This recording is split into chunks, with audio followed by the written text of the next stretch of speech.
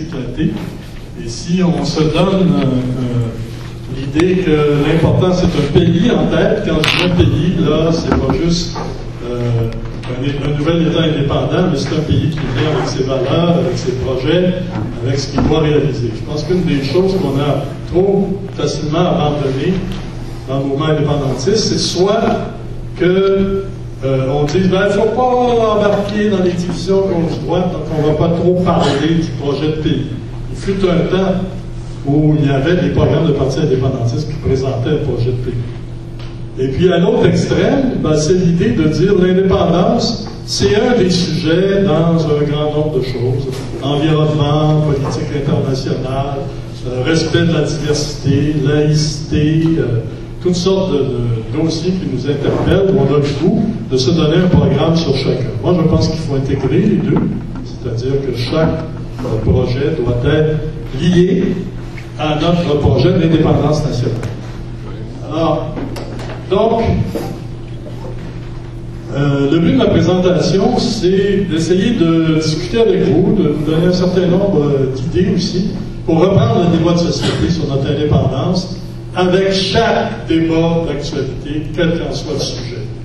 Il y a toujours un lien parce que notre dépendance fait en sorte que nous ne contrôlons pas nos lois, nous ne contrôlons pas nos budgets, nous ne contrôlons pas nos traités internationaux. Donc, chaque débat dans l'actualité, que ce soit plus récemment la question des migrants, ou la question des chantiers navals, ou la question de l'égalité entre les citoyens, du vouloir vivre ensemble, la question du territoire, la question de l'environnement, la question des soins de fin de vie, où on a retardé le Québec 1 an parce que le fédéral n'avait pas décriminalisé la question de l'euthanasie. Alors, toutes les questions nous interpellent et peuvent être liées à ce qu'on ferait, nous, si on a un pays en tête, ce qu'on ferait, nous, si on était un pays, puis si on récupérait les compétences fédérales. Ensuite, nous sommes dans une bataille de perception. Donc, on a un Canada bien réel, là, qu'on vit tous les jours. Et comme avait déjà dit l'évêque à un moment donné, beaucoup pensent que c'est pas le goulash. Mais n'empêche que ça nous pose énormément de freins, de blocages. Donc, on est face à un Canada bien réel qui bloque nos projets très souvent.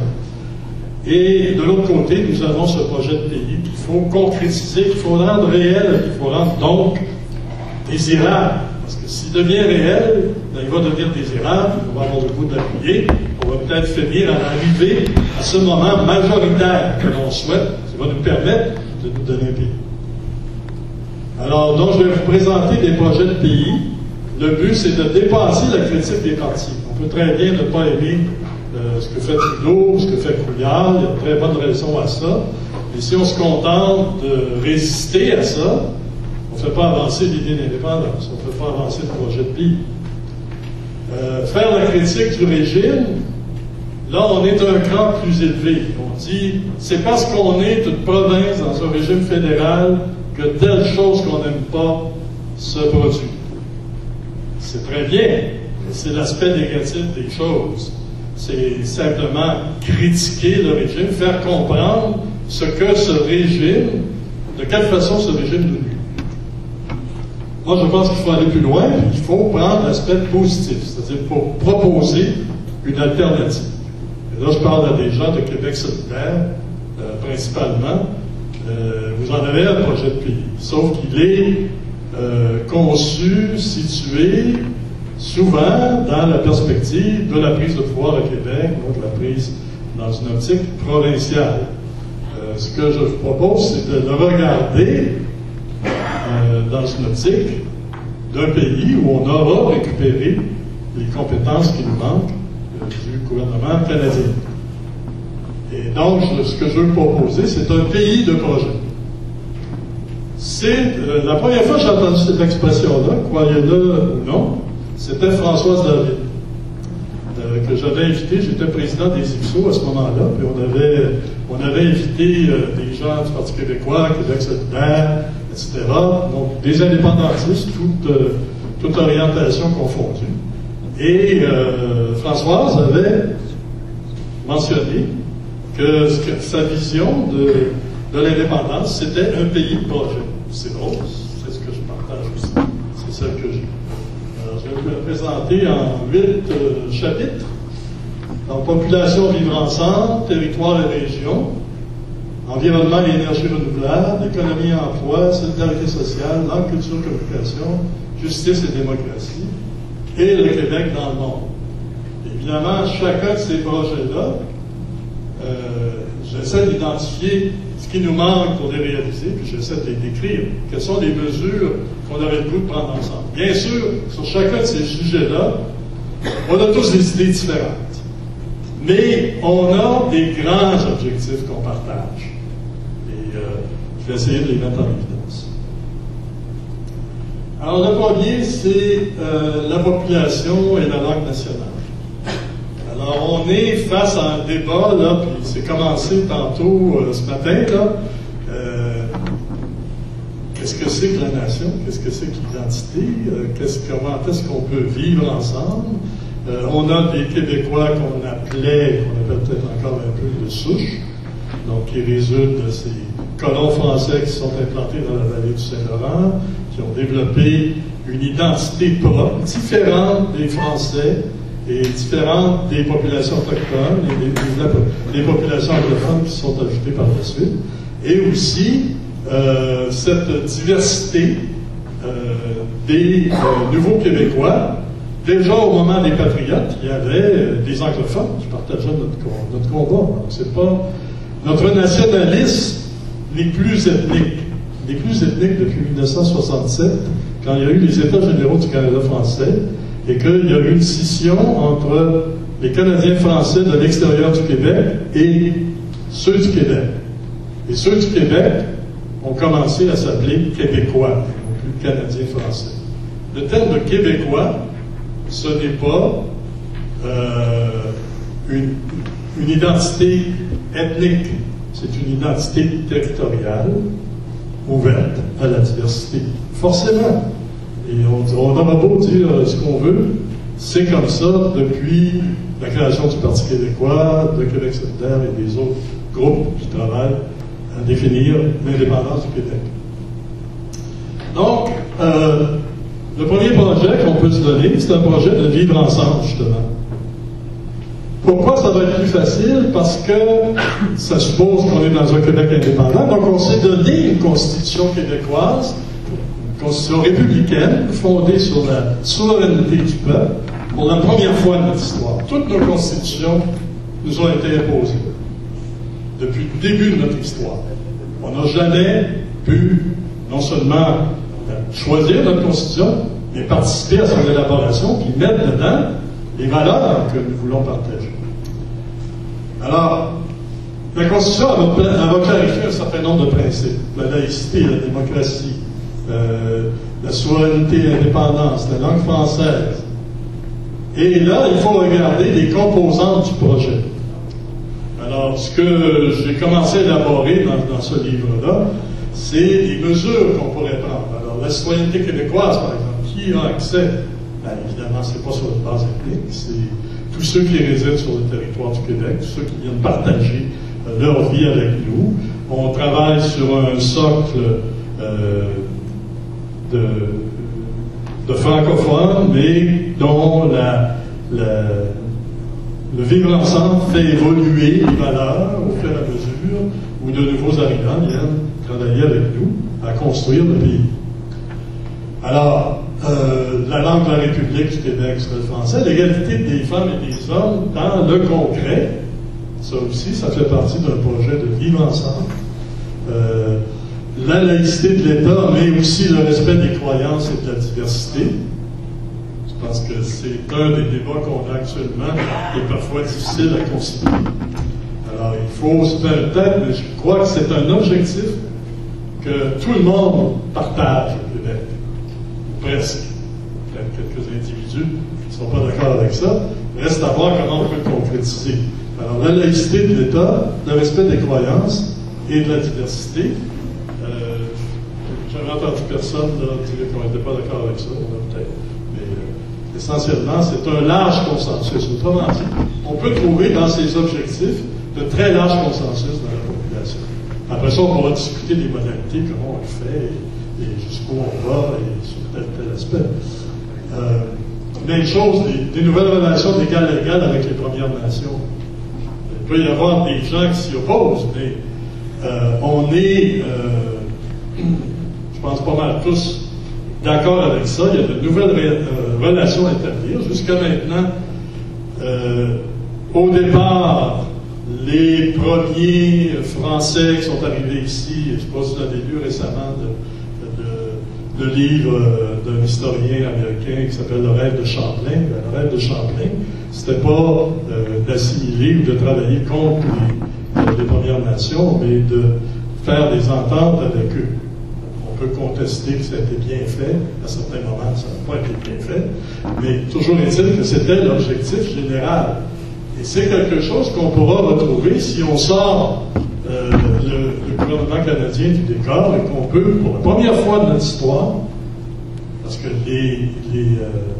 la loi des Indiens fait en sorte que c'est une loi fédérale, et puis on peut pas, on est pris avec ça, alors qu'on voudrait pouvoir s'asseoir avec les Premières Nations, comme on le fait à certaines époques, pour établir de nouvelles relations d'égal à égal. Le maintien des institutions en langue minoritaire. On a une minorité anglophone qui est ici. Il y a des institutions qui ont commencé à s'implanter en langue autochtone, en langue des Premières Nations, des commissions scolaires, éventuellement des services de santé. Il y a toutes sortes d'éléments qui pourraient fonctionner dans les langues minoritaires. La protection de la dignité et de l'intégrité des droits humains, ben là, c'est évidemment toute la protection des personnes vulnérables, handicapées, personnes âgées, les minorités sexuelles, combattre toute forme de discrimination. Je pense qu'il y a un très large consensus là-dessus également. Donc, un premier projet avec des objectifs qui font un large consensus et auxquels on peut accoler un certain nombre de mesures que le Québec indépendant pourrait prendre. Voilà ce qui pourrait, pour la première fois, nous donner une campagne électorale indépendantiste. Il n'y en aura probablement pas une dans quelques mois, et il n'y en a pas eu une depuis le référendum de 1995, mais on pourrait s'en donner une éventuellement. Deuxième projet, territoire et région. Alors, on en a parlé ce matin. Miguel Tremblay a élaboré énormément là-dessus. Ici, vous avez une carte du Québec avec les 11 nations autochtones qui sont distribuées sur le territoire. Donc, c'est un territoire que la nation québécoise partage avec les 11 Premières Nations. Et c'est un territoire que ni eux, ni nous ne contrôlons. Vraiment, parce qu'il y a énormément de portions des ports, des aéroports, des parcs nationaux. Il a donné des exemples ce matin, qui sont sous contrôle fédéral, sous contrôle canadien. Et même quand les populations ne sont pas d'accord pour implanter un aéroport quelque part, mais ça va se faire pareil si le gouvernement canadien décide que ça va se faire. Donc, on a récupéré tout ce territoire-là, puis ensuite à décider avec les nations autochtones comment on va gérer ce territoire-là. Ensuite, vous avez le territoire maritime.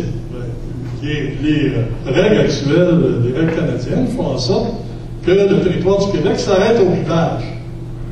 Alors que si on appliquait les règles internationales, ce qui serait inévitable quand on deviendra un pays, ben, il va y avoir une frontière normalement équidistante avec le reste du Canada qui va traverser la baie d'Hudson, la baie James, et aussi qui va rejoindre ici, cette partie-là, et également un contrôle québécois sur le golfe Saint-Laurent, toujours à équidistance avec les autres provinces.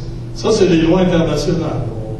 On parlait ce matin de la commission de 1990, une commission d'experts internationaux qui avait très bien mentionner que le territoire maritime du Québec sera beaucoup plus grand que ce qu'il est maintenant et sous contrôle québécois. Ça implique toutes sortes de choses qu'on ne peut pas faire même. Il y a la frontière sur le Labrador. Ce matin, il nous a montré une carte fédérale. Moi, j'ai une carte québécoise. Alors, la carte fédérale a tracé la frontière ici.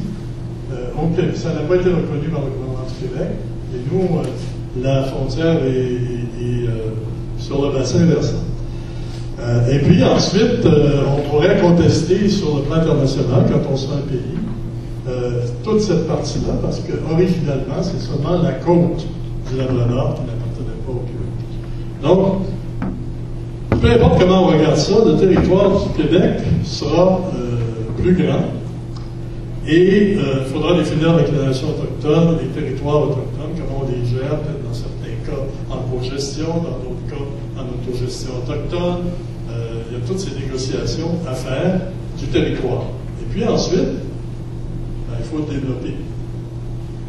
Alors, on a un grand pays à aménager, le 17e plus grand en superficie. Et ce que ça va faire quand on va devenir un pays, on va se retrouver avec des compétences beaucoup plus grandes que maintenant. Si on les intégrait tous au niveau du gouvernement national, on se retrouverait avec un État hyper centralisé. C'est pas bon pour le développement économique, c'est pas bon pour la démocratie. Et on a l'occasion, avec l'indépendance, de se donner, dans chacune des régions du Québec, de se donner des gouvernements régionaux.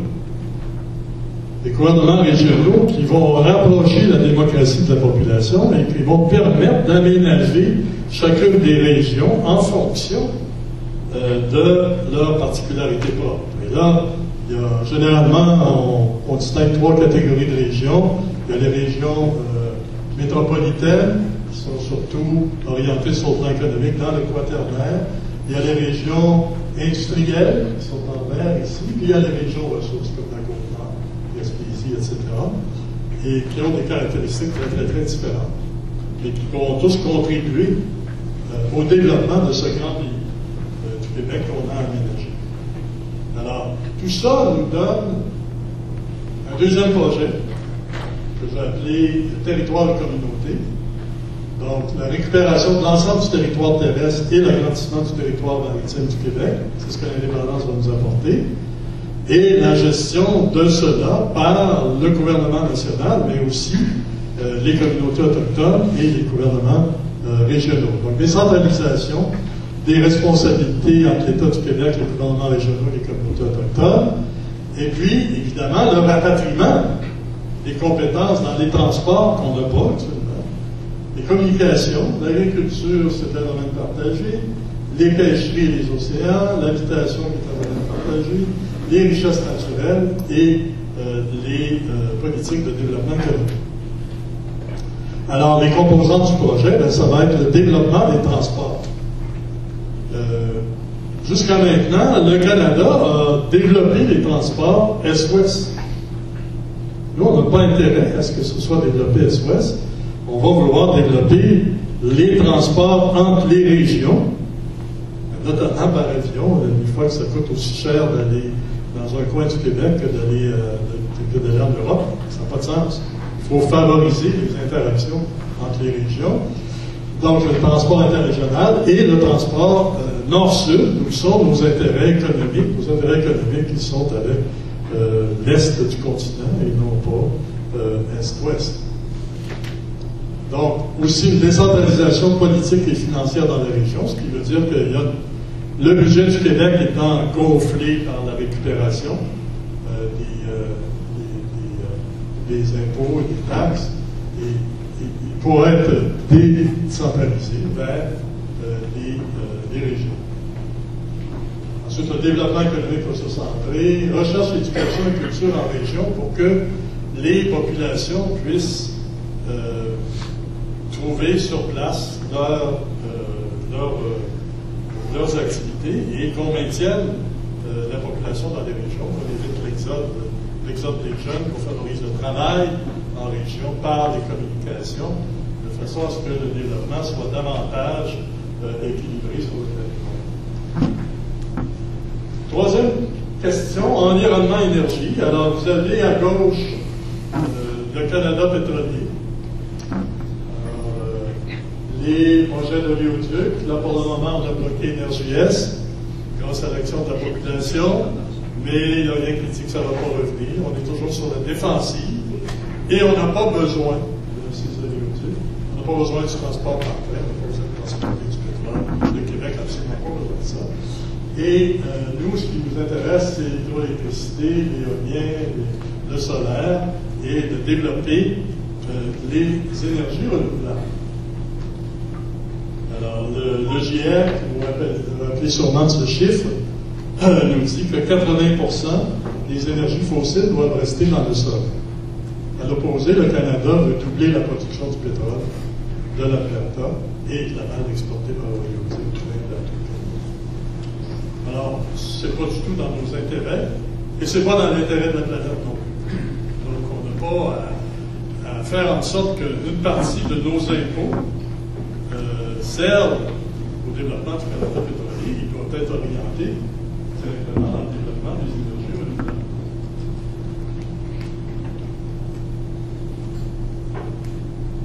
Alors, c'est quelque chose qu'on pourra faire dans un Québec indépendant. Et ici, simplement, quelques chiffres. Alors, vous avez les énergies fossiles dans le monde, là, ça date de 2014, 81% dans l'utilisation des énergies fossiles, 83% au Canada. Le Canada, de 1990 à 2014, a diminué son pourcentage d'utilisation des énergies renouvelables et a augmenté celui des énergies fossiles. Alors que le Québec a tout près de 50% distribué dans l'électricité et les autres énergies renouvelables, à 48-49%. Vous voyez la disproportion? On est tout près, on est assez près d'une autosuffisance sans pétrole, d'un pays sans pétrole, comme d'autres pays se sont donnés comme objectif.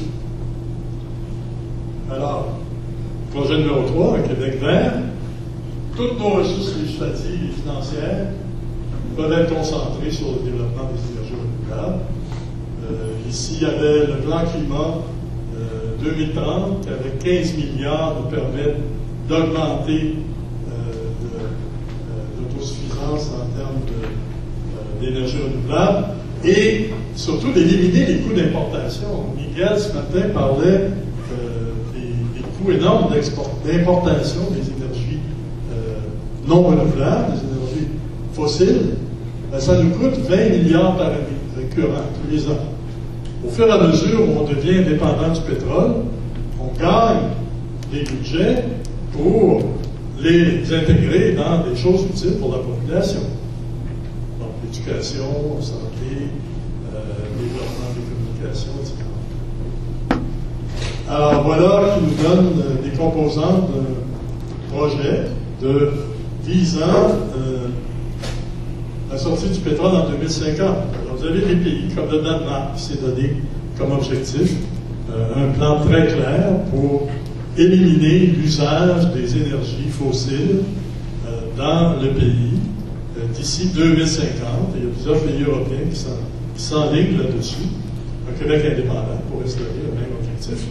Et à ce moment-là, éliminer ces coûts de 20 milliards par année tout en protégeant l'environnement, tout en protégeant le climat et la planète. Quatrièmement, développement économique. Alors, en développement économique, on a des secteurs économiques de pointe qui sont développés au Québec. Et le graphique qui est là, ce qu'il démontre, c'est que il y a une très grande intensité de recherche-développement au Québec, plus grande qu'en Ontario et dans les autres provinces.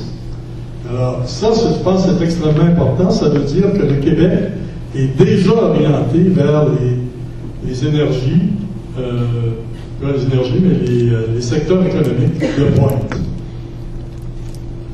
Alors, il faut continuer dans cette direction-là avec les outils que va nous donner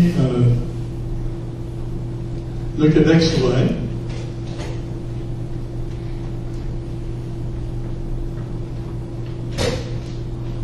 actuellement, on a une économie solide. On est 32e sur 193 pays. Vous avez l'ordre des pays là, en termes de PIB par habitant.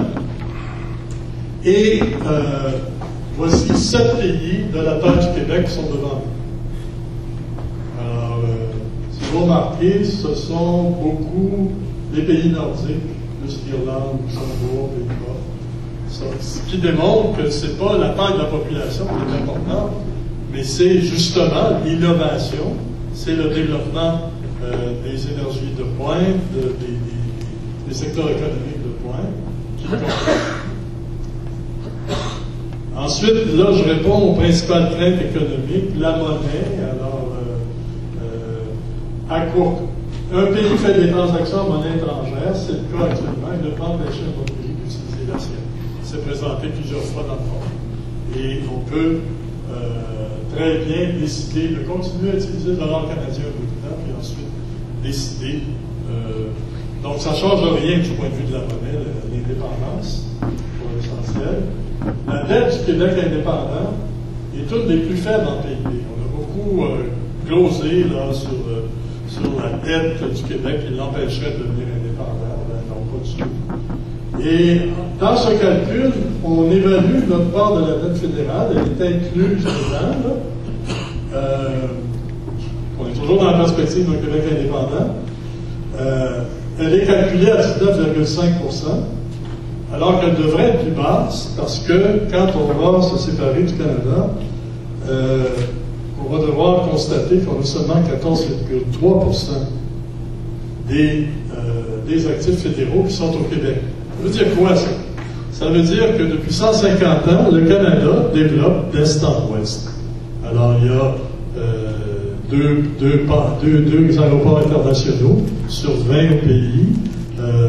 Regardez la géopolitique du Canada et les routes, les chemins de fer et tout ça qui ont été développés. Ça coûte énormément cher. On en paye 19,5 % ou 20 %, mais on a reçu uniquement 14,3 % des actifs. Donc, la part de notre dette fédérale est surévaluée ici. Et malgré tout, on est parmi les pays qui ont l'un des plus bas taux de dette par habitant. La péréquation. Alors, ça, ce petit graphique-là, je pense qu'il est assez important. Vous voyez, le Québec envoie 50 milliards de taxes et d'impôts par année à Ottawa. Et Ottawa réinvestit sous forme de transfert aux personnes ou aux gouvernements provinciaux ou en investissement. J'ai mis un plus devant les transferts. On soit un peu plus dans les transferts, mais on soit beaucoup moins en termes d'investissement productif sur le plan économique. Ça, je pense que c'est quelque chose que l'indépendance va nous permettre de changer. Et est-ce qu'on peut se passer de la péréquation? Ça, c'est la grande question que nos adversaires nous amènent régulièrement. Alors, vous voyez d'abord que le Québec, en termes par habitant, est la province qui en reçoit le moins, sauf l'Ontario. Ça, c'est une chose.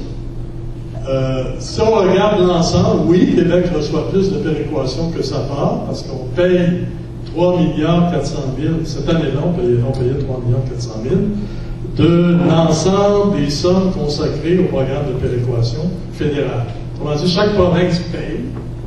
Alors, nous, notre part à payer là-dedans, c'est 3 4 milliards et on reçoit 10 milliards cette année-là. Donc, on a un gain net, si on regarde ce seul programme-là, de à peu près 6 milliards. Maintenant, on dit que c'est un avantage fictif parce que on pourrait s'en passer. Alors, on parle de 10 milliards, on en paye 3,4, en fond, on reçoit 6. Si on enlève les chevauchements de ministères, d'organismes entre Québec et Ottawa, qui vont progressivement être éliminés par le Québec, ben ça a été évalué à 4 milliards 100, il reste 2 milliards 5, et comme Ottawa dépense davantage dans les autres provinces des dépenses productives, ben, on peut facilement récupérer en arrêtant de payer ces dépenses-là à un taux de 20 %, qui est notre part du budget fédéral.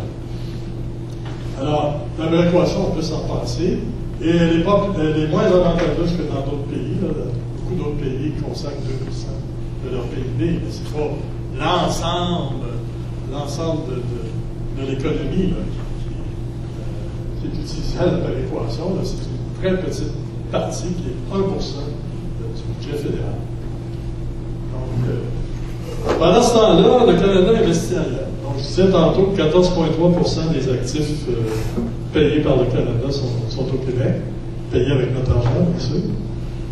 Alors, le pétrole de l'Ouest nous coûte 3 milliards par année. L'énergie atomique en Ontario a été investie à 6 milliards en 30 ans. La garantie de 4 milliards à l'électricité Terre-Neuve, pendant que nous, on a développé notre Hydro-Québec par nous-mêmes. Je continue. Sur le transport d'infrastructure, le déplacement de l'entretien d'Air Canada à l'extérieur de Montréal, 2 grands aéroports au Québec sur 21, le scandale de Mirabel. Je passe ça rapidement, je vous donne une vue d'ensemble, si vous voulez voler sur certains points. 4 grands ports sur 22 au Canada. Autrement dit, on n'a pas notre part des investissements canadiens au Québec. La voie maritime, ça a développé les activités économiques en Ontario. Parce que maintenant, les bateaux vont jusque dans les Grands Lacs. Avant, ils arrêtaient la plupart du temps à Montréal, et donc ça développait l'économie de Montréal. Les navires à Halifax, 33 milliards de contrats de navires qui n'aboutissent pas au chantier maritime des vises de nos zones. On peut multiplier les exemples. Recherche, finance, budget, 60% du financement de l'ARD en Ontario. J'ai déjà fait l'exercice, quand j'étais ministre de la Science et de la Technologie, de me promener en hélicoptère. C'est le maire de Gatineau qui m'avait montré ça. Il montrait tous les centres de recherche du côté ontarien. Il y en avait un du côté québécois. Tout ça payé avec des fonds fédéraux, mais dont on paye 20%. La Banque de Montréal, la Bourse de Montréal qui ont déménagé à Toronto. Les budgets internes des territoires nordiques sont payés à 75% par Ottawa. Et non 20% avec mon taxe, donc ça ne développe pas l'économie du Québec. Alors, le projet 4, c'est un projet économie du savoir. Donc, récupérer l'ensemble de nos pouvoirs économiques, fiscalité, etc. Et se donner les composantes d'un projet économique d'avenir, c'est-à-dire l'économie du savoir. Donc, recherche, innovation, politique numérique, avec tous les moyens de pays, avec tous les moyens de consumer. L'impact du passage aux énergies renouvelables, qui va nous libérer des fonds pour notre propre développement, le soutien de l'État aux entreprises et aux organisations, et une concertation socio-économique complète, parce qu'on en a fait dans le temps où le Parti québécois était là, on a fait de la concertation socio-économique, mais il manquait la moitié des ressources qui n'étaient pas là. Puis il manquait le gouvernement fédéral qui n'était pas là. Donc on pouvait faire uniquement de la demi-concertation socio-économique. Alors que là, on pourrait faire une véritable concertation. Je vérifie d'heure parce que ça prend beaucoup de temps. Solidarité sociale, ben là, ce que je mets en évidence, c'est le fait qu'à peu près tous les programmes sont développés. Alors, il y a eu ce que j'appelle le fouillis de la sécurité sociale. Alors, les responsabilités sont partagées. Vous avez l'assurance emploi à Ottawa, l'aide sociale à Québec. Alors, quand Ottawa restreint l'accès à l'assurance emploi, ben, les gens tombent plus vite sur l'aide sociale, réduisant la marge de manœuvre du gouvernement du Québec. C'est la même chose pour les services de garde versus l'allocation enfants à Ottawa, qui sont dans une perspective complètement différente. Même chose pour la régie des rentes versus la prestation aux aînés, les prêts et bourses et les bourses d'études à Ottawa. Et tout ça n'est pas concerté, souvent avec des orientations différentes, alors qu'on pourrait concentrer les ressources.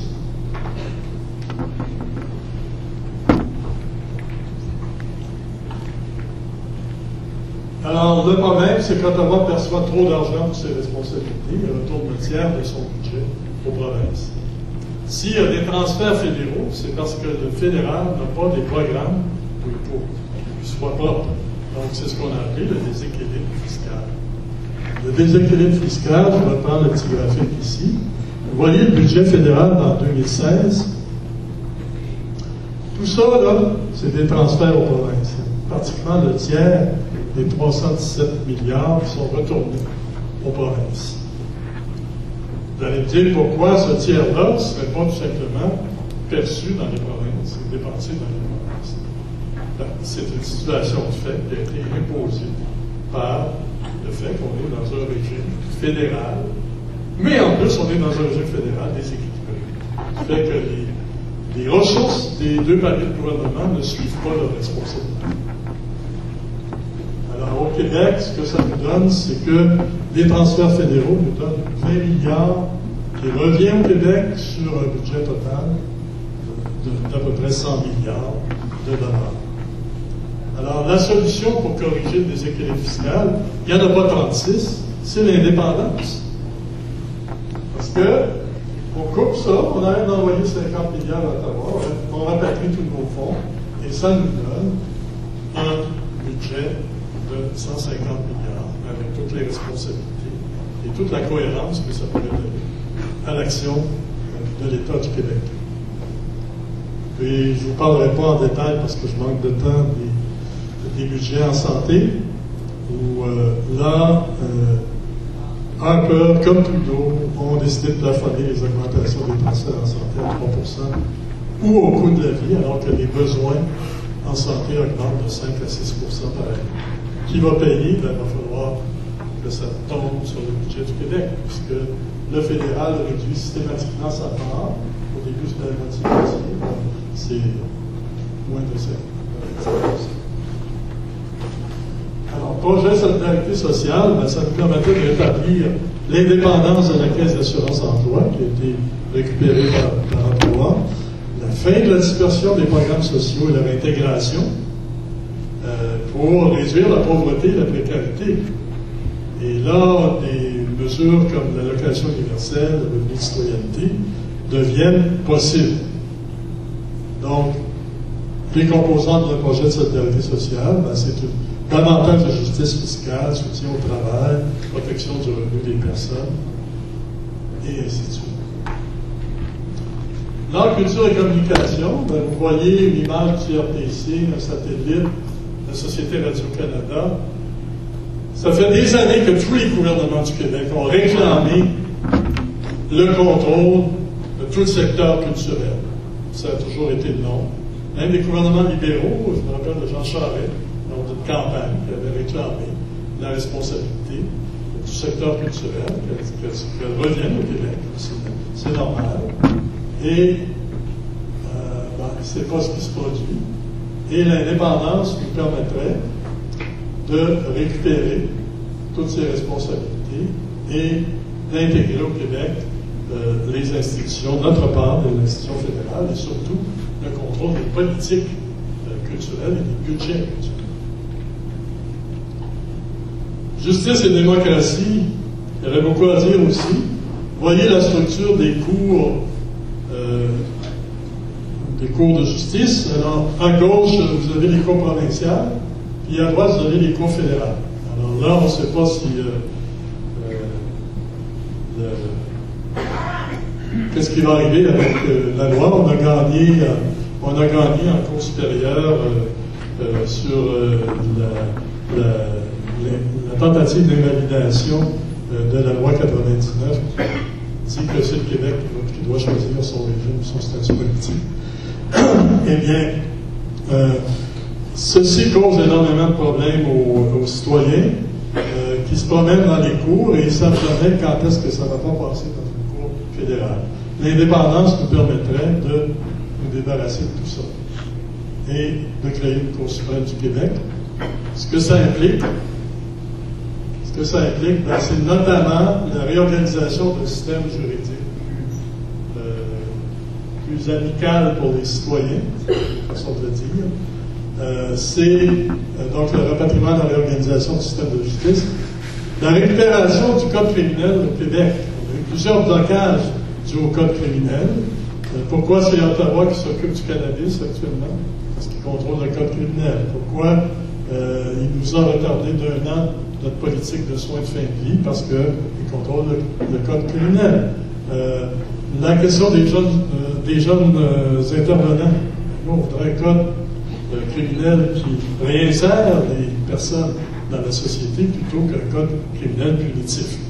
Mais le code criminel du contrôle fédéral.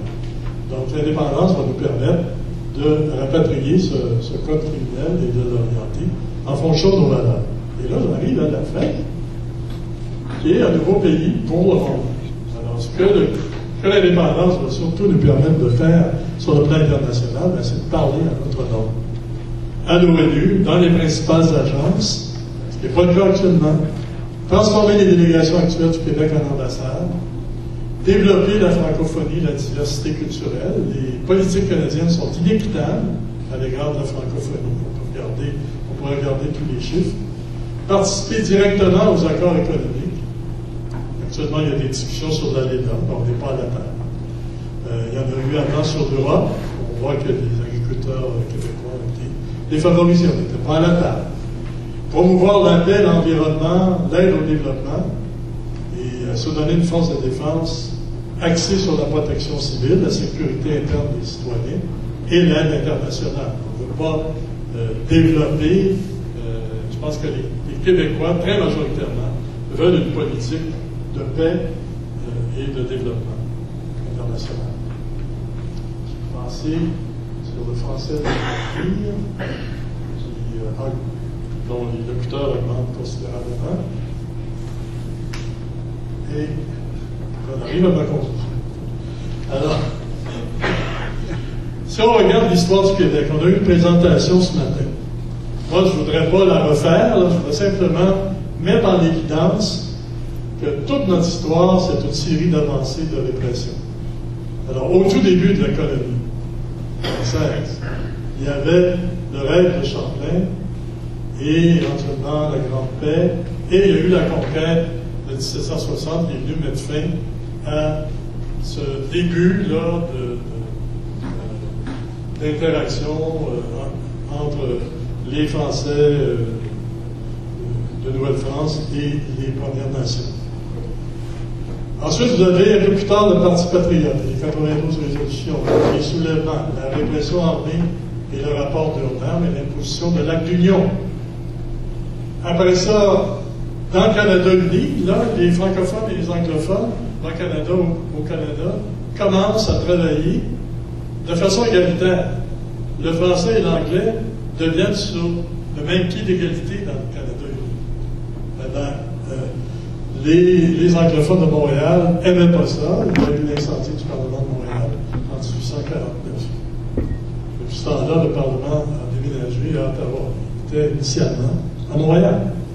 Après ça, vous avez l'acte de l'Amérique du Nord britannique et le soi-disant pacte des deux nations. Ce qu'on constate, c'est la minorisation systématique des francophones dans toutes les provinces et la fondation de pluriel. Et puis, vous avez les lois éliminantes français dans toutes les provinces canadiennes, ou presque. Je pourrais vous donner les dates des Maritimes jusqu'en Alberta. On a éliminé le français, de sorte que ici, sauf au Québec et au Nouveau-Brunswick, vous avez 4% de personnes de langue maternelle française et seulement 2% qui parlent encore français à la maison. Alors, cette espèce de génocide culturel a réussi. Et puis, un peu plus tard, l'affirmation du Québec par la Révolution tranquille, au sein de la Révolution tranquille. Vous avez la crise d'octobre, la répression du mouvement souverainiste, on en a parlé aussi ce matin, le gouvernement Lévesque et le référendum de 80, de la révision de Trudeau, des promesses référendaires et le rapatriement de la Constitution sans l'accord du Québec. Et puis, vous avez le gouvernement Parizeau, un souverainiste assumé pendant un certain temps, le référendum volé contre Cartier. Et depuis ce temps,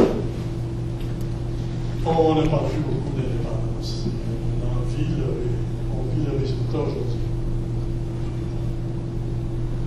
Alors, où sommes-nous? Vous voyez ici le graphique depuis 1980. Les deux bâtonnets noirs, c'est les deux référendums.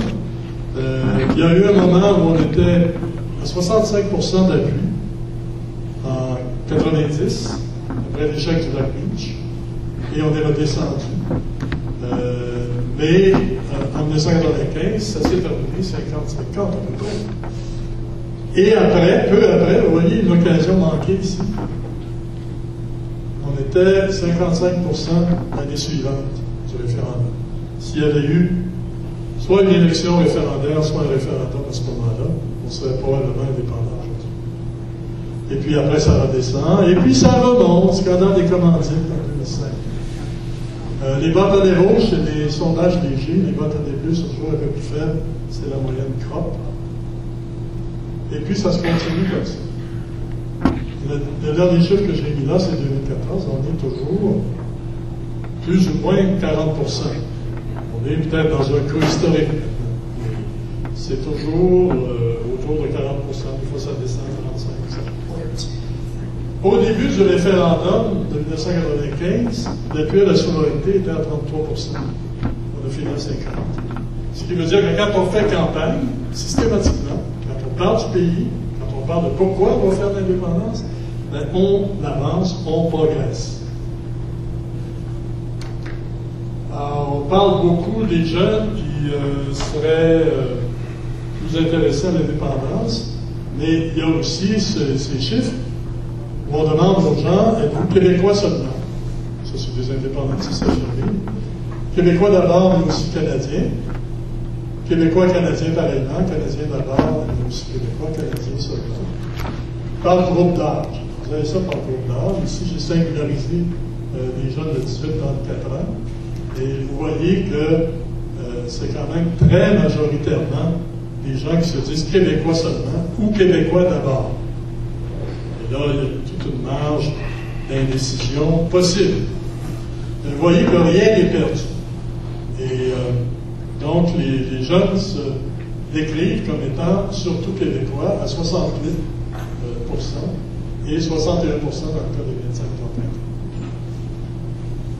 Alors, ce que ça nous parle, c'est une démarche collective, persistante, déterminée, campagne permanente, on met le cap sur l'indépendance, et qui nous amène à l'élection d'une majorité d'indépendantistes à l'Assemblée nationale. Ça, c'est la feuille de route du Québec, donc en gros, correspond assez bien au programme de Québec solidaire, je pense. Ensuite, l'Assemblée nationale adopte une loi pour encadrer le processus référendaire et qui crée une Assemblée constituante. Et l'Assemblée constituante livre une constitution, et ensuite il y a un référendum sur la Constitution et le statut du Québec, le statut d'un Québec indépendant. Alors, je termine là-dessus. Donc, je vous ai présenté 8 domaines, plusieurs blocages canadiens pour élaborer sur chacun pendant 1 heure, 2 heures. C'est autant de chantiers possibles qu'on veut entreprendre. On peut avoir des divergences sur comment le réaliser. On partage très majoritairement ces objectifs-là. Donc, c'est des projets de pays pour une campagne indépendantiste qui nous permettrait de reprendre le combat. Combat qui nous permettrait de nous donner un pays. Je termine sur cette notion de que vous connaissez sans doute. Tant que l'indépendance n'est pas faite, le reste à faire. Je vous remercie.